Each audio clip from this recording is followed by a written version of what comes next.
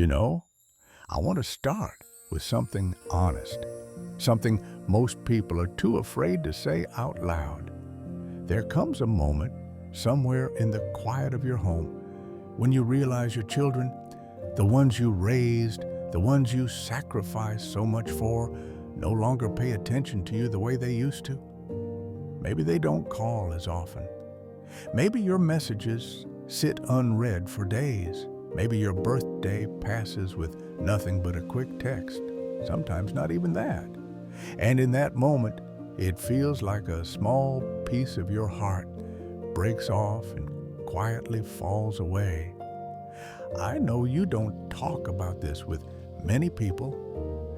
Maybe you don't talk about it at all, but you feel it deep down in a place you can't quite explain, and you're not imagining it. You're not being dramatic. You're not asking for too much. You're a parent.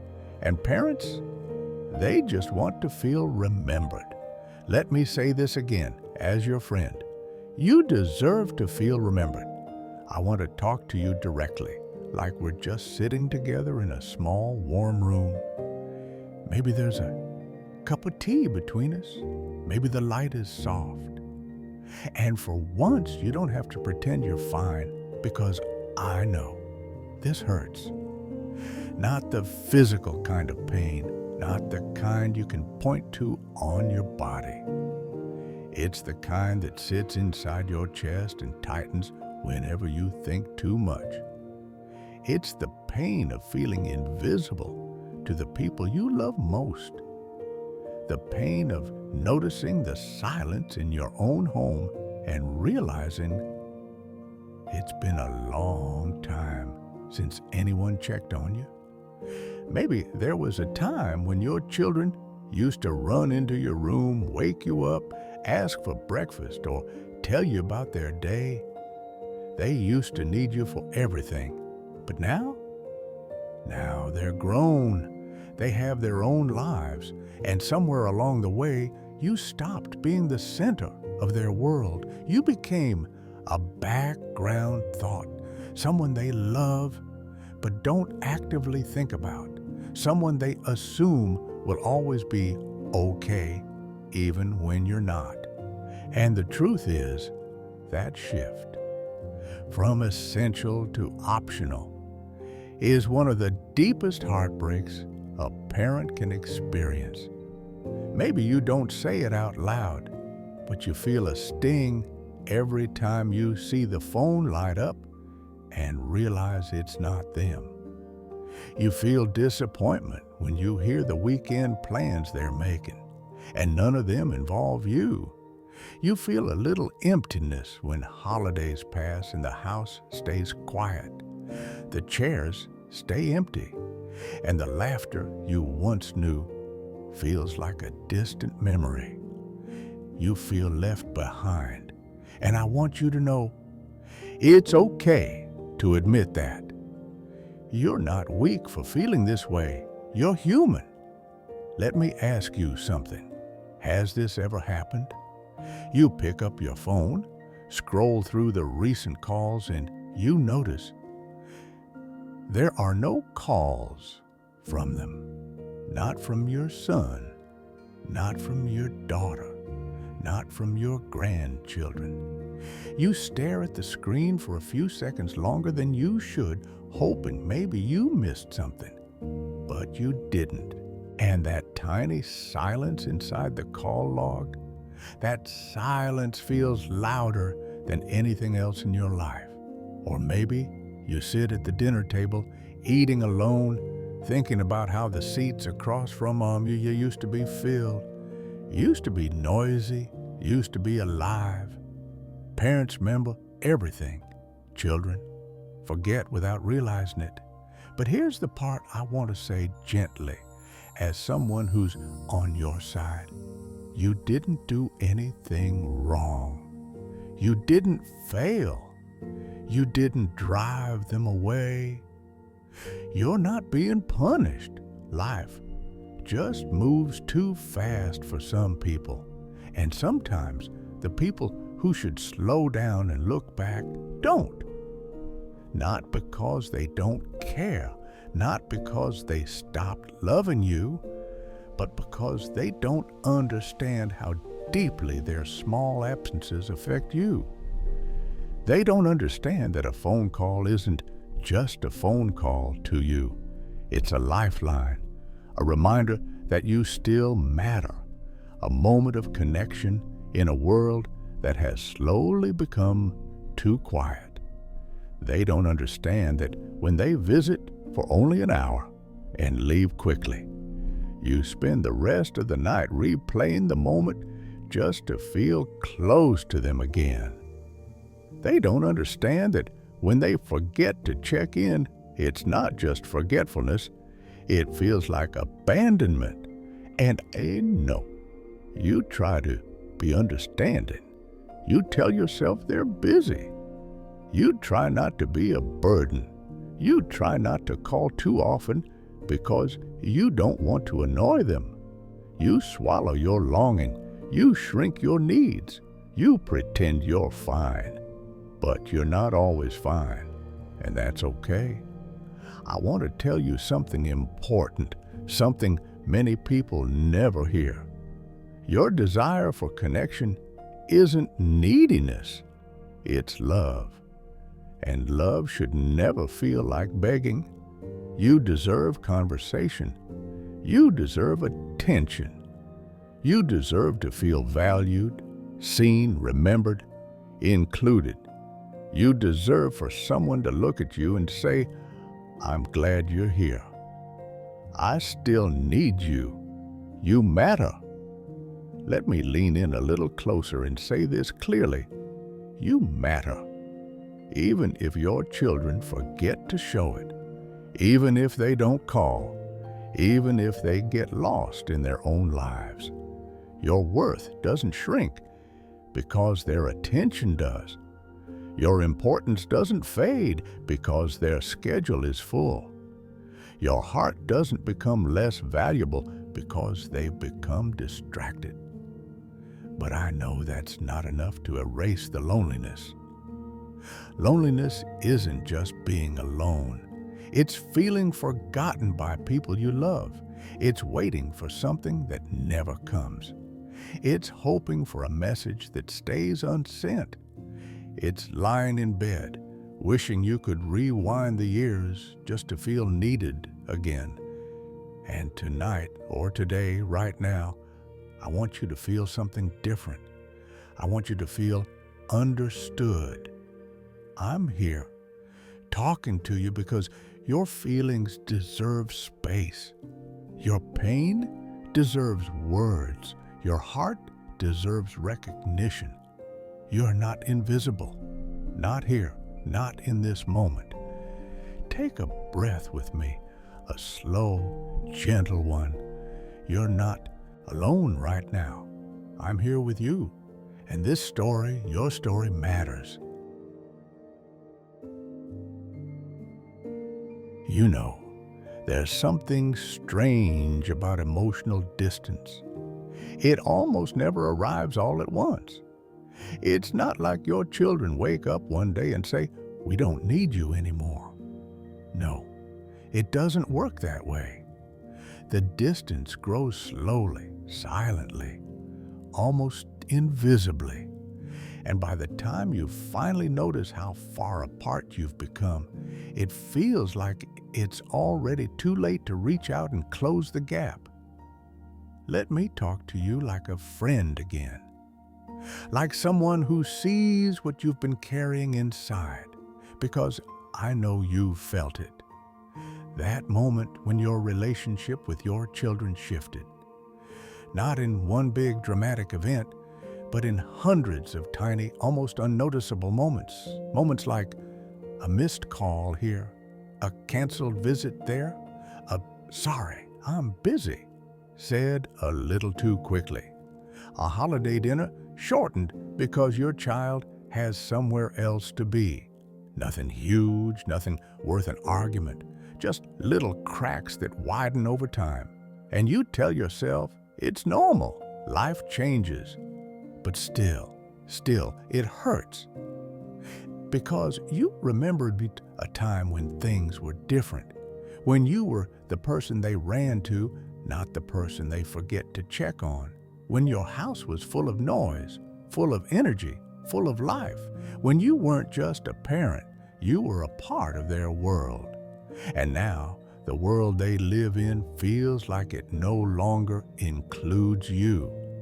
Let's talk about that feeling, not to make it worse, but to finally give it a name.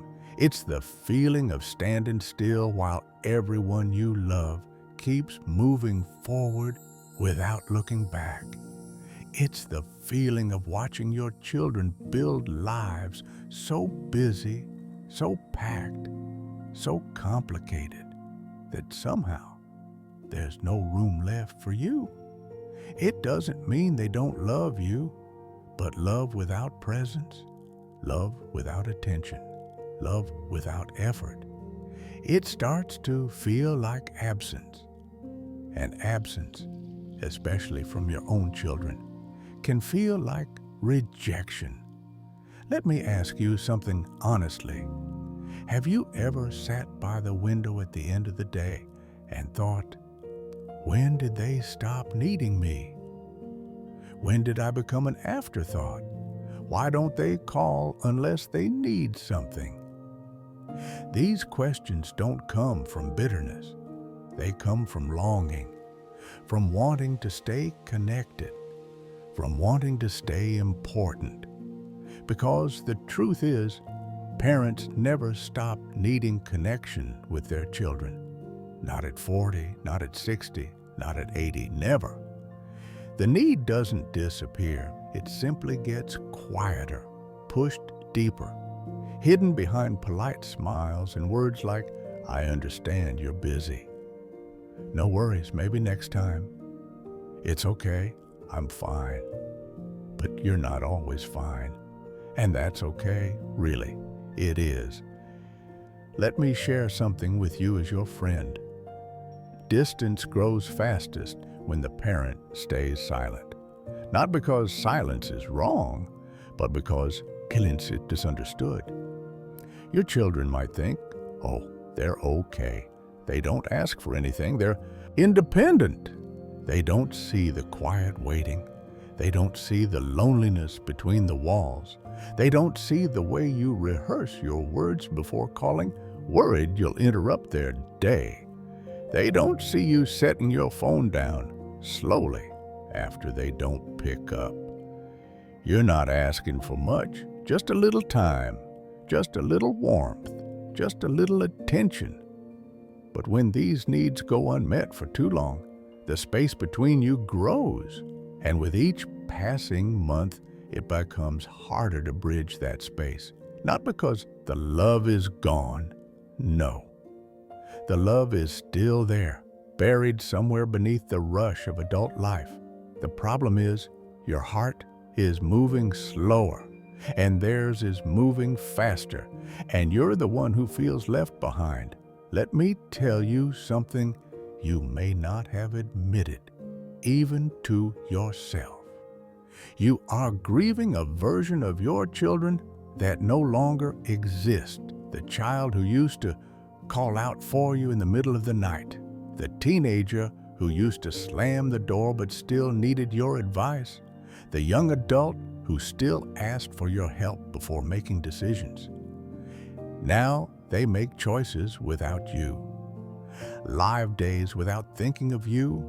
Spend holidays with other people. Travel, work, socialize. And somewhere in all of that movement, they forget to check in. It's not intentional. It's not cruel. It's not because you mean less. It's because they don't understand how much their absence weighs on your heart. To them, skipping a week without calling feels normal. To you, it feels like a month. To them, visiting once every few months feels reasonable. To you, it feels like a slow fading. And that slow fading, that's the part that hurts the most.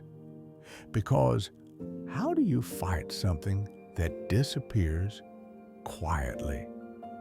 How do you reach for someone who isn't pushing you away, but simply not reaching back. Let me say this gently, you're still needed. Maybe not in the same ways as before, maybe not for the same reasons, maybe not as loudly, but you are needed. The problem isn't that your children don't love you. The problem is that they assume you're okay without them. They assume your strength means you don't feel loneliness. They assume your silence means you're content. They assume your independence means you don't need connection. They're wrong. But they don't know they're wrong because you've spent your whole life being strong for them, being patient, being understanding, being the stable one, and now they think you still don't need anything. But you do. You need presence. You need affection. You need their time, even if it's just a few minutes. You need to feel like you're still a part of their life. Let me tell you something important. The distance can shrink. The bond can return. The connection can be rebuilt. But before we talk about that, before we talk about solutions, I want you to sit with this truth. You are not overreacting. You are not being emotional. You are not too sensitive. You are simply a parent who still loves deeply, and that love makes you human. It makes you real, and it makes your story worth understanding. In the next part, we're going to gently explore why children drift away, not to excuse it, but to understand the patterns that created this silence. For now, just know this. I see you, I hear you, and you're not going through this alone. You know, sometimes the hardest part of all this isn't the silence itself. It's trying to understand why the silence exists in the first place. Why do children drift away? Why do they stop calling? Why do they forget to check in? Why do they move through life without looking back? It's not because you stopped loving them, and it's not because they stopped loving you. It's because somewhere along the way, both of you ended up living in two very different worlds without ever realizing the gap was widening. Let me talk to you again like a friend, someone who sees both sides, your side and theirs. Because understanding doesn't erase the pain, but it softens it. And sometimes softening the pain is enough to help you breathe again. Let's start with something simple but true. Children don't drift away in a single moment. They drift away in their priorities. When they're young, you're their entire world. Every need goes through you. Every problem is solved by you. You're the center, the comfort, the safety, the guide. But when they grow up, the world takes them. Work, bills, relationships, responsibilities, stress, deadlines. Slowly, their focus gets pulled outward. Not because they choose to forget you, but because life demands so much from them that they stop noticing what and who is staying behind. And you, being the loving parent you've always been, don't want to bother them. You don't want to interrupt. You don't want to be the source of stress. So you give them space, not realizing that the space becomes distance, and the distance becomes silence, and the silence becomes heartbreak. Here's something many children don't understand. When a parent gets older, attention becomes love. But when a child gets older, attention becomes pressure. It's not fair, but it's real. As you age, connection becomes more important. As they age, obligations become more overwhelming. You crave closeness, they crave relief. You want presence, they want time. And suddenly, without anyone meaning for it to happen, both of you want two completely different things. Let me tell you something that might hurt a little, but in an honest way, most children don't realize how much their absence affects you, because you raised them to believe you were strong. They grew up watching you hold everything together. You never complained. You never asked for help.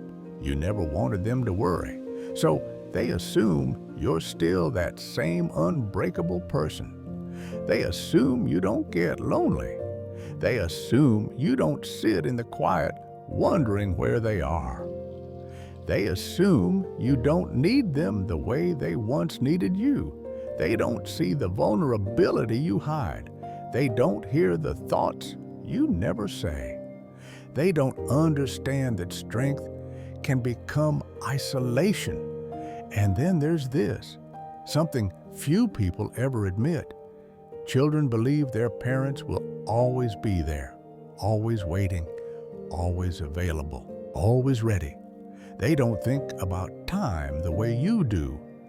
You feel the years. They feel the rush. You treasure every moment.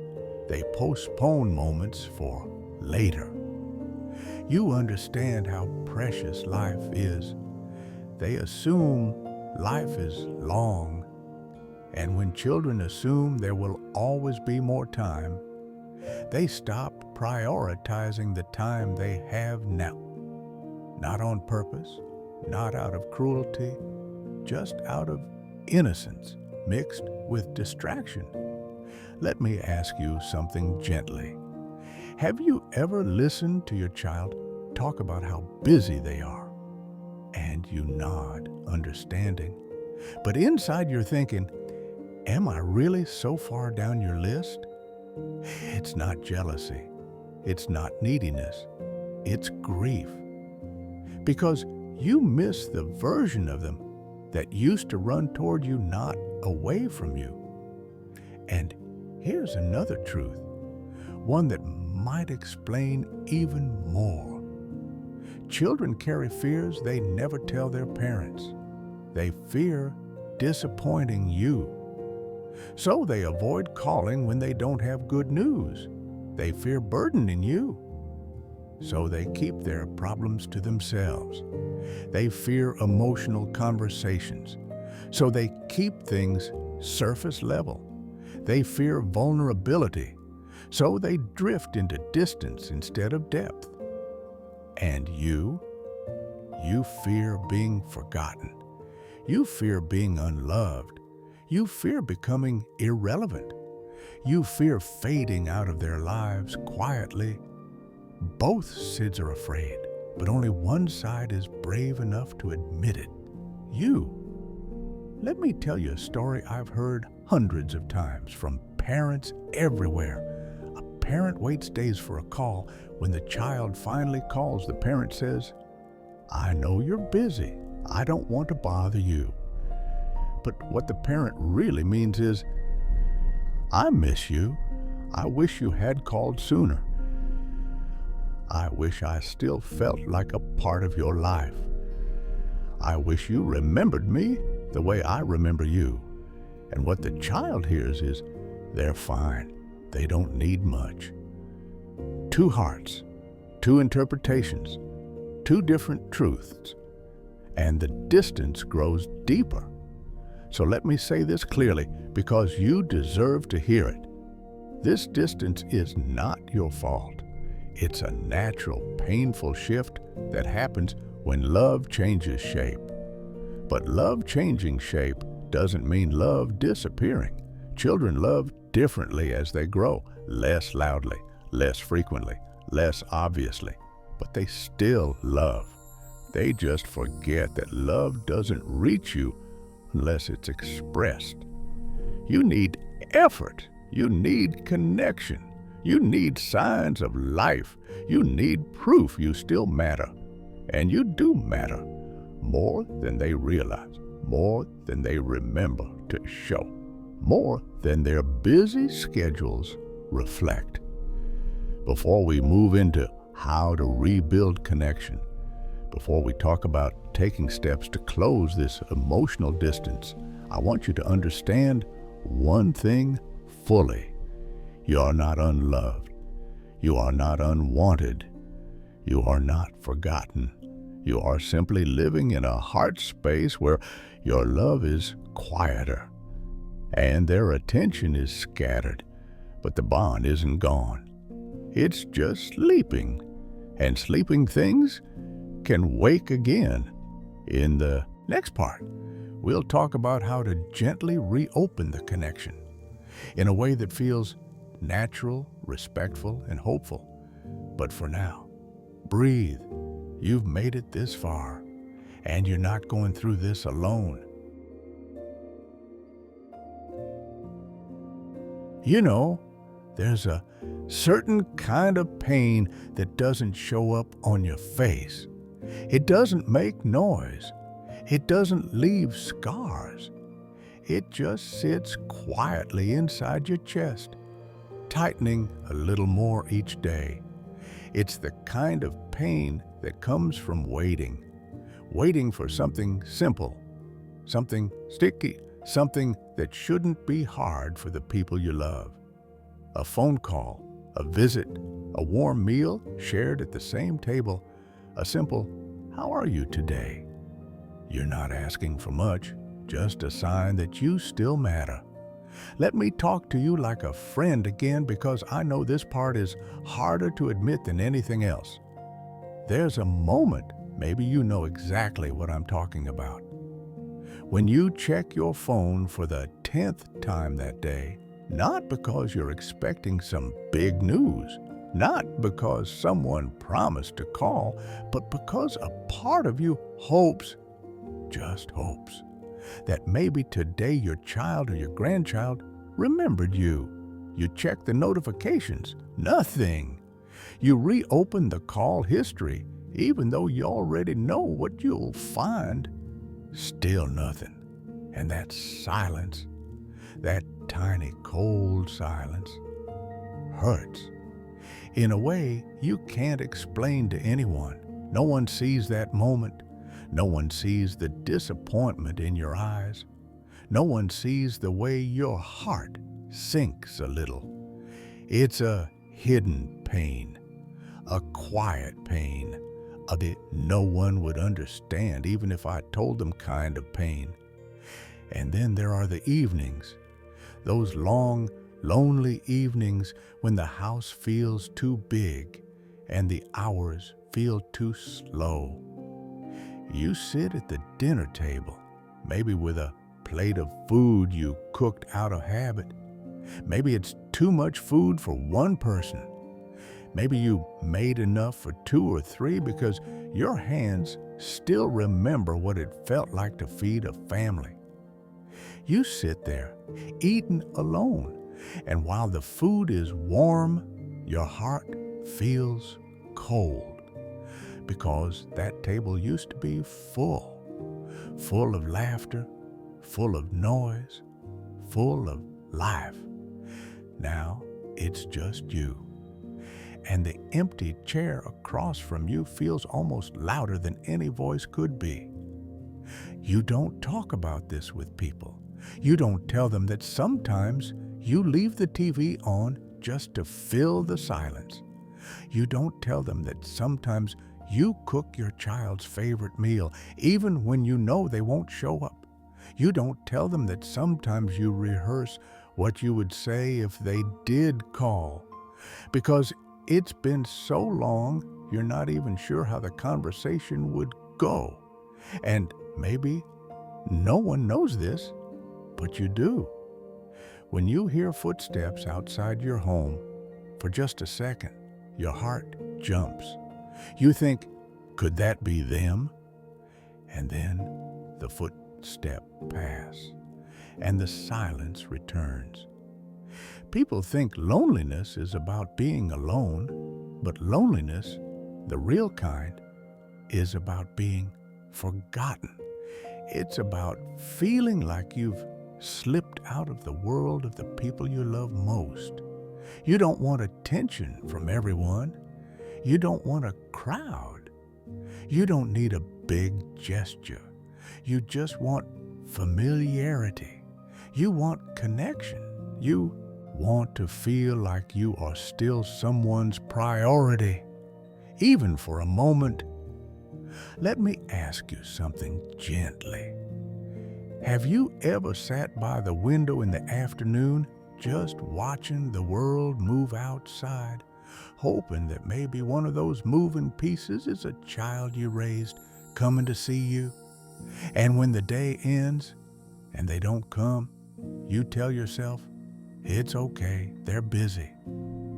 But deep down, you wish they weren't too busy for you.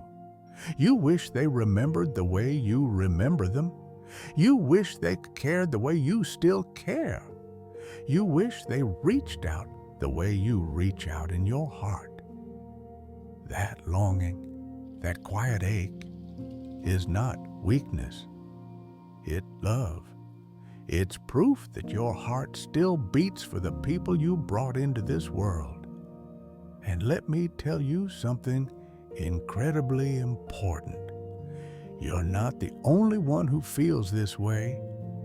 There are millions of parents and grandparents who wait in silence, who check their phones, who eat dinner alone, who sit in quiet rooms thinking, do they even remember I'm here? You are not strange for feeling this. You are not overly emotional for wanting connection. You are not dramatic for longing to be included. You are human. You are loving. You are loyal. And your heart carries memories that your children have forgotten how to honor. But that doesn't make your love any less real. And it doesn't make your pain any less valid. Let me describe a moment that might be familiar. It's your birthday or a holiday, or maybe just a Sunday. You wake up hoping, just hoping, that today might be different. Maybe they'll show up, maybe they'll remember, maybe they'll stay for a little while. You prepare a little, just in case. You tidy up, you sit a little straighter, you check your phone, you wait. And as the hours pass, you realize they're not coming. You try to swallow the disappointment. You try to pretend the day is normal. But the truth is, it hurts. It hurts deeply. And that hurt stays with you long after the day ends. But listen to me carefully. Your pain is real, but your isolation is not yours alone. You are not invisible. You are not unlovable. And you are not forgotten in the way you think. You are simply feeling the weight of love that remembers more than it is remembered. And that is one of the hardest burdens a parent can carry. But it is also a sign of your strength, your loyalty, your heart, your unwavering capacity to love. In the next part, we'll talk about something gentle but important. Not solutions yet, but how to understand the emotional pattern behind this longing. So you know this pain is not a personal failure, but a shared human experience. For now, just breathe. You're not alone in this feeling, not here, not with me, not in this moment.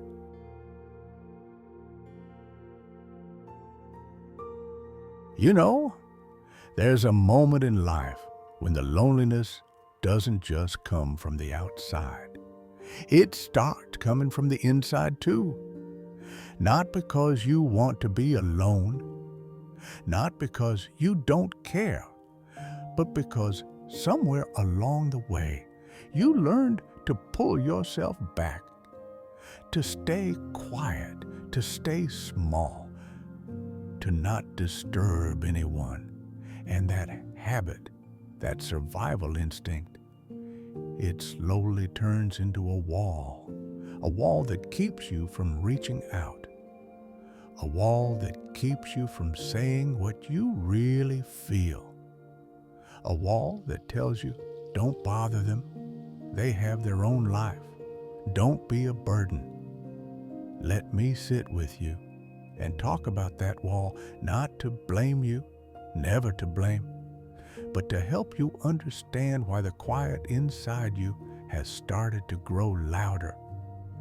Because I know this part isn't easy to admit, not out loud, not even to yourself. But here's the truth, spoken softly. You stopped reaching out because you were afraid of being seen as needy.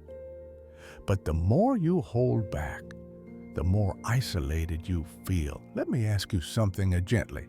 How many times have you wanted to call your child, but you put the phone down because you thought, I don't want to bother them? How many times have you wanted to say, can you visit me this week?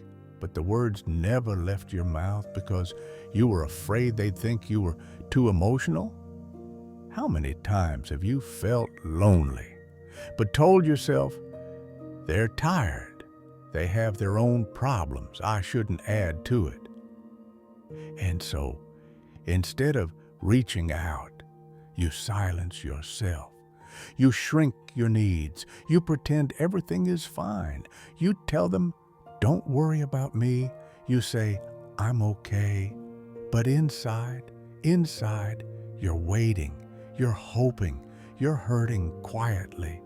And that quiet pain grows, not suddenly, but like a slow drip, one unnoticed moment at a time. People don't see this kind of loneliness because from the outside, you look calm, you look independent, you look strong, you look like you're handling things well, but inside, you just want someone to say, it's okay, you can ask for me, I want to be here. Let me tell you something as your friend. You are not a burden for needing emotional connection. You are not weak for wanting your children's presence. You are not clingy for wanting to feel included. You're human. Humans need each other. And parents, about no matter how old they are, still need to feel loved, seen, acknowledged. But you've been taught your whole life to be strong, to put others first, to be the steady one, the reliable one, the backbone of the family. And now, when you need something, even something small, you feel guilty asking. You feel embarrassed for wanting more. You feel scared they'll think you depend on them too much. You feel like your needs might push them away instead of bringing them closer. So you hold everything inside. But here's the gentle truth. When you silence your needs, your loneliness gets louder. When you pull yourself back, the distance grows forward. Most people don't realize this. Loneliness isn't always caused by others forgetting you. Sometimes it grows because you've convinced yourself that you shouldn't ask for anything. You've convinced yourself that your presence is an inconvenience. You've convinced yourself that your emotions are too heavy. You've convinced yourself that your needs don't matter as much anymore. But that's not true. None of that is true. You matter just as much now as you ever did. Your feelings are just as important as they were years ago. Your desire for connection is just as valid. Let me share something important. Your children might not know you're lonely because you've become too good at hiding it. They think you're okay. They think you're content being by yourself. They think you enjoy the quiet, the routines, the space. They don't see the hesitation. They don't see the fear of being a burden. They don't see the way you stop yourself from reaching out. To them, your silence looks like strength, but to you, it's self-protection. It's fear, it's longing, it's pain. And here's the part that hurts the most. Every time you hold back, you reinforce the very loneliness you're trying to escape. It's not your fault. It's a pattern, a habit, a learned response. But it's also something we can talk about, something you can understand and gently loosen with time. Because letting yourself be seen, letting yourself be vulnerable, letting yourself admit, I miss them, I want to hear their voice, I wish they visited more, doesn't make you needy. It makes you honest. It makes you human. It makes you brave. You don't have to bare your soul all at once. You don't have to cry in front of them. You don't have to demand anything, but you deserve to reach out when you want to. You deserve to express what you feel. You deserve to stop shrinking. Let me tell you one last thing for this part. Something I hope you let sink in. You are not a burden. You are a heartbeat someone once depended on for everything. You are us, our history. Someone once lived inside of. You are a love that still matters. In the next part, we'll talk about how to gently open a doorway again, how to reconnect in a way that doesn't feel heavy, desperate, or uncomfortable.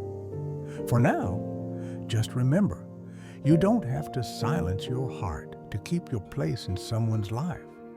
You don't have to disappear in order to be loved. You deserve to be seen. You know, there's a moment somewhere deep inside when a painful thought starts whispering in your mind. It comes slowly, quietly, almost like a shadow. Maybe they don't love me anymore. Maybe I don't matter to them the way I used to. Maybe they've moved on without me. And that thought, that tiny heartbreaking thought, can become the heaviest thing you carry. Let me sit with you for a moment and tell you something honestly as a friend. That thought isn't the truth, it's just the wound talking, because love, real love, doesn't disappear. Not between a parent and a child, not after everything you've shared, not after everything you've survived together. Love doesn't vanish. It just gets buried, hidden, covered by the weight of life, the speed of the world, the responsibilities that steal people away from the things that matter most. Your children didn't stop loving you. They stopped slowing down long enough to show it. And that's a very important difference. Let's talk about that difference gently. When you feel forgotten, it's easy to mistake silence for indifference, but silence doesn't mean lack of love. It means lack of space, lack of awareness, lack of time in a world that moves too fast for its own good. Your children are not rejecting you. They're drowning in work, in schedules, in bills, in stress, in responsibilities they never expected to have. They are overwhelmed, not unloving, distracted, not heartless, busy, not disconnected in their soul. But you experience the quiet differently. You feel every empty day. You hear every missed call. You notice every absence. And because your world is quieter, their silence sounds louder. That's why it hurts so much. But let me tell you something I want you to hold close. If your children ever loved you once, they still love you now. Love doesn't evaporate. It only gets buried under noise. Let's talk about the misunderstanding, the one that breaks your heart. When a parent feels the absence, they interpret it emotionally. They feel it in their chest, in their memory, in their longing, but when a child creates the absence, they interpret it practically. I'll call tomorrow. I'm busy right now. I'll visit soon. I'm tired tonight. I didn't realize so much time passed.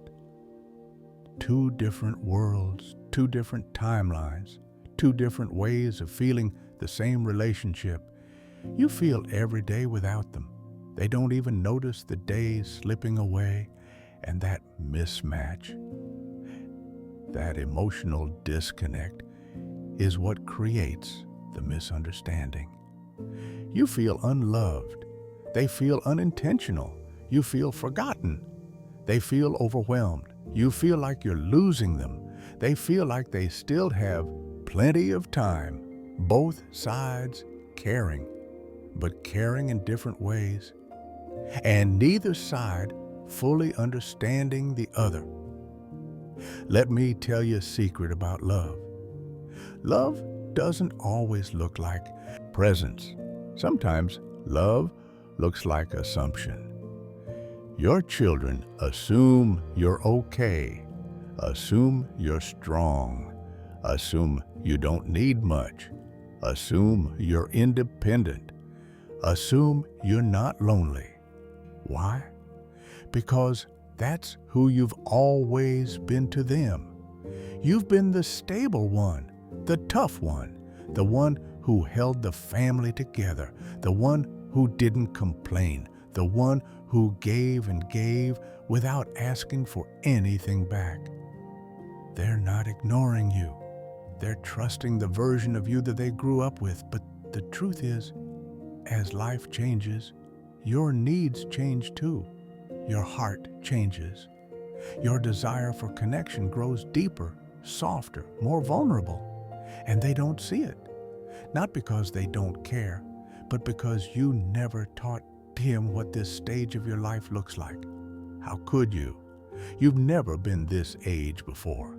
They've never had a parent this age before. Everyone is learning for the first time. Let me ask you gently, did you ever stop loving your children when they disappointed you? Of course not.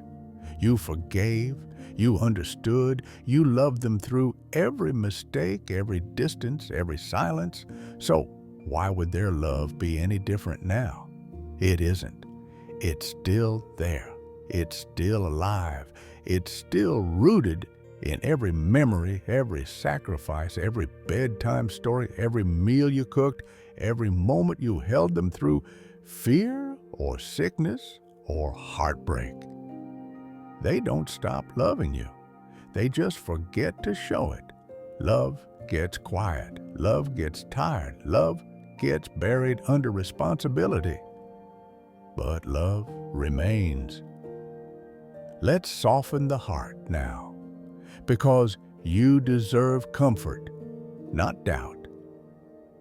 When the silence hurts, don't tell yourself, they don't love me. Tell yourself something truer. They're overwhelmed. They're lost in their life. They don't realize how much I miss them. They don't understand how their silence affects me, but they still love me. This isn't denial, it's perspective.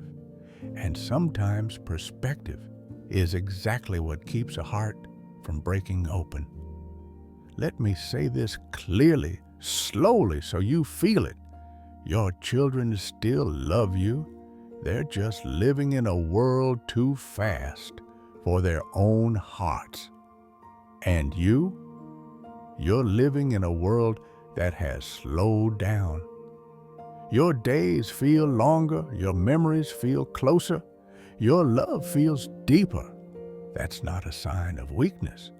It's a sign of wisdom. It's a sign your heart has matured. It's a sign your soul values what truly matters: connection, presence, time. You see what they cannot see yet. You feel what they cannot feel yet. You understand what they will one day understand when life finally slows down for them too. So for now, let your heart breathe. You're not unloved. You're not forgotten. You're not drifting apart forever. You are loved quietly, softly, gently, but still loved.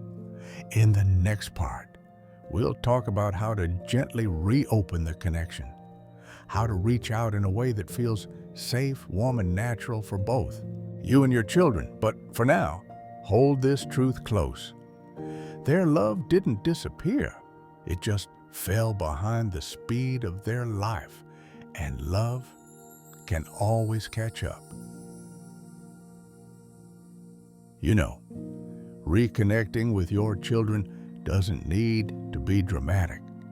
It doesn't need a big confession. It doesn't need tears, long speeches, or emotional intensity. Sometimes the smallest step to the softest gestures are the ones that reopen the door. And I want to talk to you about those small steps, the ones that feel natural, the ones that don't make you feel like you're begging for attention, the ones that remind you that you still have the power to reach out gently, calmly, confidently. Because you do. You still can. You still matter in their lives, even if the connection has quieted down. Let's talk like two friends again, sitting together with no pressure, no judgment. 1. Start with a simple message, just one small moment of contact. You don't need to write something emotional. You don't need to say you're lonely. You don't need to blame or guilt anyone. Try something soft, warm, and light. Hey, just checking in. How's your day going? Or morning. Hope you're doing okay. Or even, I saw something today that reminded me of you. That's it. Short, warm, low pressure. It's a small spark. A soft knock on the door. A reminder that you're here, not demanding, just present. And you know what? Even if they don't respond right away, the message still reaches them. It touches something inside them. It reminds them that you're thinking of them. That matters more than you realize. 2, share a story, not a complaint, not a worry, just a piece of yourself.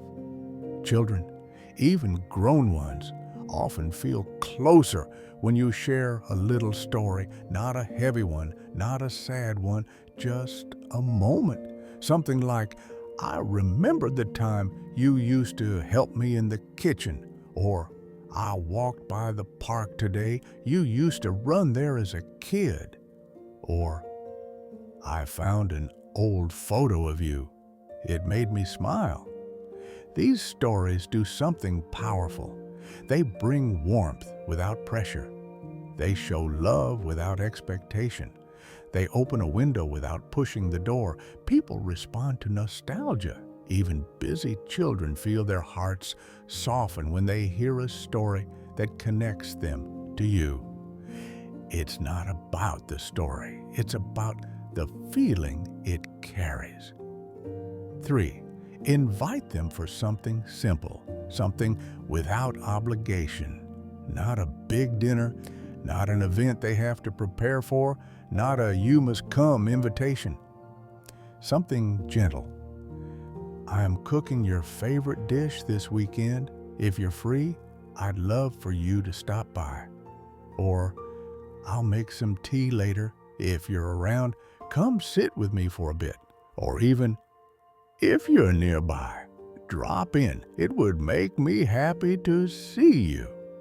The key is this: leave room for their life. Leave room for their schedule. Leave room for their reality.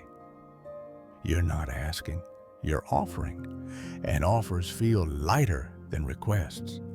Children respond better when they feel they have freedom, not obligation. And even if they can't come, the invitation alone tells them they're wanted without being pressured. 4. Share something small that you need help with, something easy for them. People feel good when they can help, especially children helping parents. It makes them feel useful. It makes them feel connected. It makes them feel involved. You don't need to ask for something big, just something simple. Can you help me move this chair? Can you look at my phone? It's acting up. Can you help me choose between these two things? These tiny requests remind your children that they still have a role in your life, a role that feels manageable, a role that doesn't overwhelm them. Often, children drift away because they feel they don't know where they fit anymore. Small favors bring them back into your world, not by force, but by invitation. 6. Celebrate their small updates. Make them feel seen. When your child tells you something, no matter how small, show interest. That's great. Tell me more. How did that make you feel? I'm proud of you. That sounds exciting. Children, even grown ones, gravitate toward people who make them feel valued. When you respond with warmth instead of fear or sadness, they feel safe talking to you again. Remember, you're rebuilding confidence, not begging for attention. 6. Let the connection grow at its own pace. You don't need daily calls. You don't need constant visits. You don't need dramatic changes. You're planting seeds, and seeds grow slowly. But they grow. Every small message, every soft invitation, every shared moment, every little story. These are threads that slowly weave the connection back together. The goal isn't perfection. The goal is momentum. The goal is presence. The goal is ease. And most importantly, the goal is to remove the fear you've been carrying. The fear of being a burden. The fear of being unwanted. The fear of reaching out. Because none of that is true. Let me tell you something gentle but important. You still have the power to open the door, and you can do it without fear. Your children may not return with the same enthusiasm at first. They may be slow, distracted, busy, still caught in their own lives. But hearts don't change instantly. They warm slowly. And the small steps you take will warm them. They'll notice, they'll remember, they'll feel something awaken. Not because you pushed, not because you demanded, but because you reached out with softness. And softness is impossible to ignore. You are not powerless. You are not stuck. You are not waiting without options. You are capable. You are meaningful. You are still a source of love. And love, even in small gestures, opens doors. In the next part, we'll talk about something important. How to build joy, purpose, and connection outside your children too, so your heart can feel full, not dependent. But for now, let this sink in. You can reach out without fear. You can reconnect without pressure. And your small steps can bring big warmth back into your life. You know, there's a quiet truth about loneliness that many people don't realize. Sometimes we hurt the most when we place all of our joy into one place, into one relationship, into our children. Not because loving them is wrong, not because wanting connection is wrong, but because when they become the only source of emotional warmth, their absence feels like a storm. And that's too heavy for any one relationship to carry.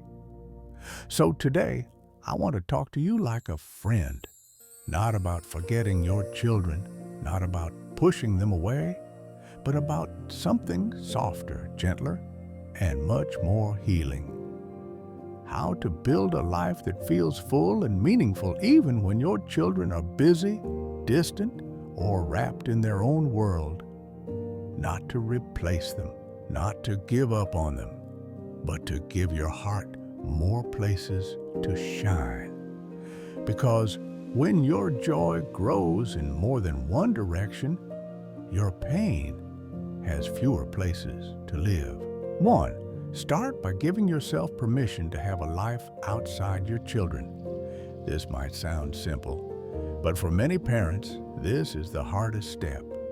For years, maybe decades, your purpose was tied to caring for others, raising them, supporting them, being the anchor that held everything together.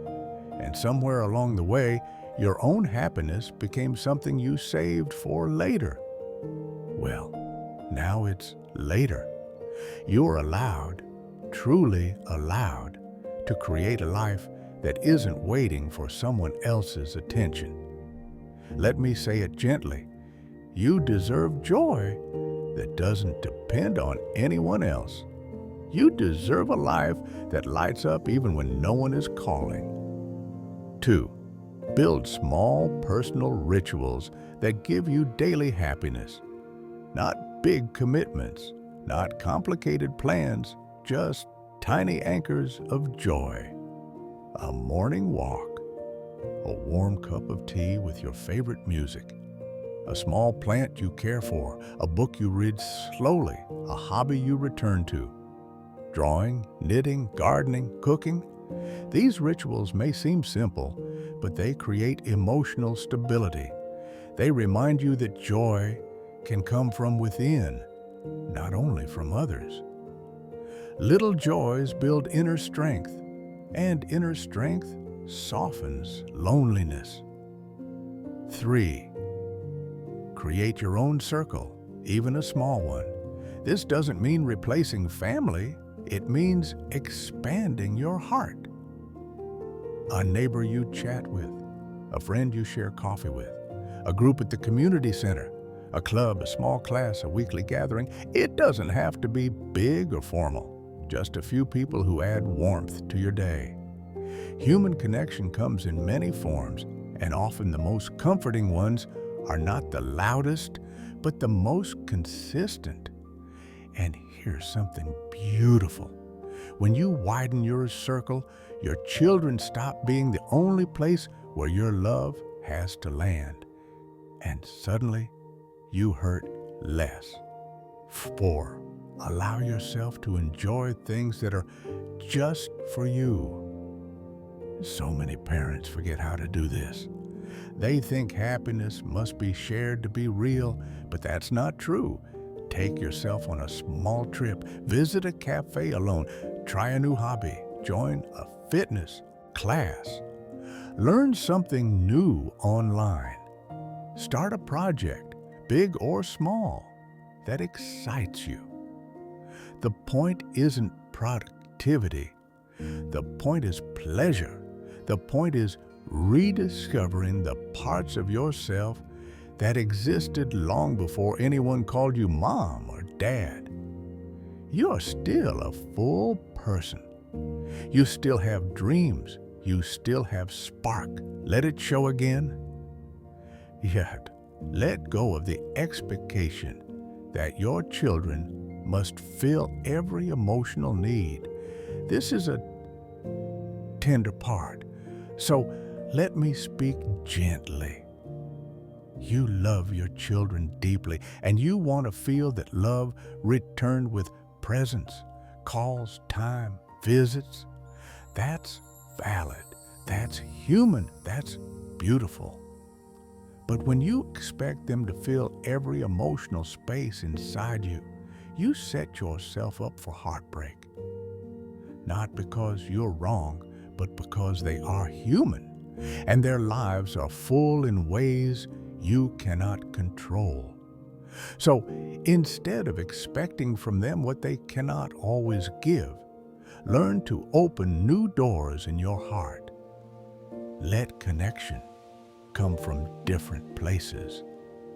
Let warmth reach you from more than one direction. Let your happiness have more roots. Because when expectations soften, pain softens. And when pain softens, love can flow more naturally, without pressure, without disappointment, without fear. 6. Remember that independence does not mean isolation. You are not cutting your children out. You are not giving up. You are not replacing them. You are giving yourself space to breathe, to live, to feel whole. Independence is not loneliness. Independence is freedom. Independence is a gift you give yourself so that love no longer arrives with ache. When you build your own world, even a small, quiet, humble world, your children become one part of your joy, not the only part. And that shift, that one emotional shift, reduces pain more than you can imagine, because suddenly you're not waiting, you're living. 7. And the most important part, when your heart is full in other places, your connection with your children becomes lighter, easier, warmer. Instead of reaching out from loneliness, you reach out from strength. Instead of calling because you're hurting, you call because you want to share something good. Instead of waiting in silence, you create moments of joy in your own world. Children feel the difference. They respond better to warmth than to pressure. They return more easily when they don't feel the weight of your sadness on their shoulders. By nurturing yourself, you also nurture the relationship without even trying. It's a beautiful, gentle cycle. So let me leave you with this. You don't need to depend entirely on your children to feel loved, alive, or important. Your life can bloom in many directions. Your joy can come from unexpected places. Your heart can open more than one door. And when you do that, your pain decreases, your strength increases, and your love becomes freer, lighter, and more whole. In the next part, we'll talk about something meaningful.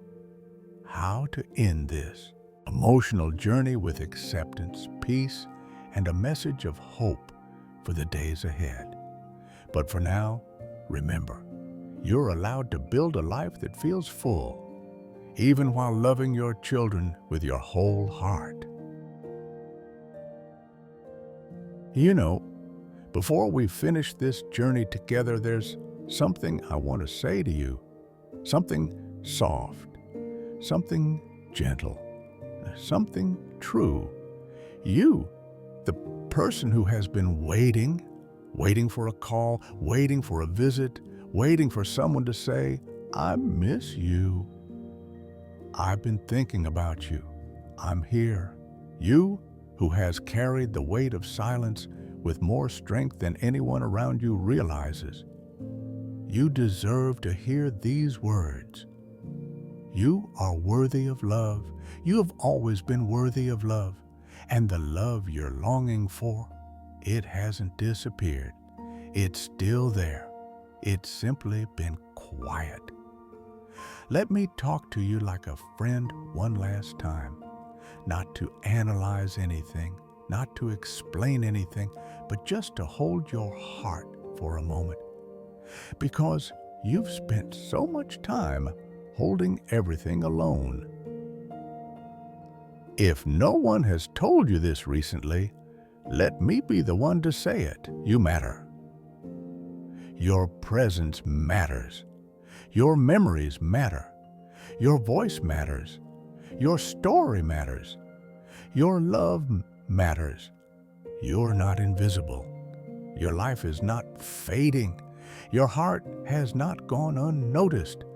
Even if your children forget to call, even if days pass without a message, even if the door doesn't open as often as it used to, you are still loved beyond what you can see. You are still a part of someone's world. You are still held in someone's heart. Love doesn't always speak loudly. Sometimes it speaks in hesitations, in delays, in quiet ways that don't match what you hoped for. But quiet love is still love. And you know what else? Your worth was never meant to be measured by someone else's attention. You were someone before your children were born. You were someone while you raised them. And you are still someone now, whole, real, important. Your identity is not defined by who remembers to call you today. Your value is not determined by how often someone checks on you. Your heart stands on its own. Your life stands on its own. Your meaning stands on its own. And even though connection is beautiful and you deserve it truly, your existence remains full of worth even in the quiet moments. Let me tell you something gently. The love you're waiting for, it's delayed, not denied. People get lost in their lives. They lose track of time. They forget how much small actions mean to you. They don't see the longing, the waiting, the empty spaces, but they still love you. They always have. They always will. And love, real love, finds its way back. Maybe slowly, maybe unevenly, but it does return, not always in the form you expect, but in ways that still warm the heart when you allow them to. So don't close your doors. Don't shut down your hope. Don't believe the lie that you are forgotten. You are not forgotten. You are not unloved. You are not alone. And now, something even more important. You deserve to feel peace inside yourself, even before anyone else reaches out. Your heart deserves softness. Your days deserve gentleness. Your life deserves lightness. Even without the perfect call, even without the perfect visit, even without the perfect moment you've been waiting for. Your peace begins with recognizing this truth. You deserve love simply because you exist, not because someone gives it to you today. You were born deserving love. You grew deserving love. You are aging deserving love. Nothing about that has changed. Nothing ever will. As we close this final chapter, let me leave you with a blessing, not religious, but human. May your heart feel lighter after hearing these words. May your loneliness loosen its hold. May your chest feel a little less tight. May you breathe a little deeper tonight. May you feel worthy again, because you are. And may you remember always, love is still here Love is still yours. Love has not abandoned you. You're worthy of being remembered, and you still are. Take this with you. Hold it gently. Let it warm you when the days get quiet. Let it remind you of who you are. Someone deserving of love in every chapter of life. This isn't the end. This is the beginning of feeling your own worth with clearer eyes and a softer heart. You're not alone, not now, not ever.